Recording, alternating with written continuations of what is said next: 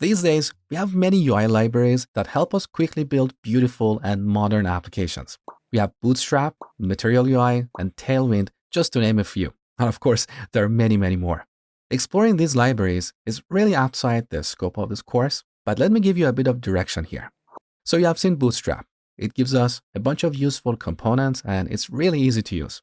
Material UI is an open source React component library that implements Google's Material Design. It's the design language used in Google products. So we can use these components to ship our products faster instead of writing all the styles by hand. Now, Tailwind is a little bit different.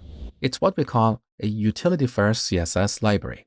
So instead of giving us full-fledged components, it gives us a bunch of really small utility classes that we can use for styling our components.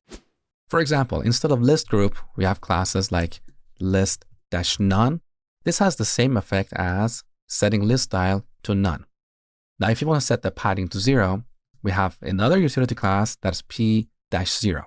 So with Tailwind, we never have to write CSS by hand anymore. Instead, we use these utility classes. Now, as our styles get more complicated, we'll end up with a lot of utility classes in our markup. Now, if that's not your thing, you can look at a couple of related libraries like Daisy UI or Chakra UI. Daisy UI gives us full-fledged components with cleaner markup. So instead of using utility classes, we can use components like alert, avatar, and so on. It's kind of similar to Bootstrap. Chakra UI is similar to Material UI.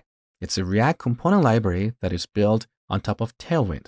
It's not as comprehensive as Material UI, but it has all the essential UI components and it's fairly easy to learn. I personally love Chakra and will be using that to build a project in this course.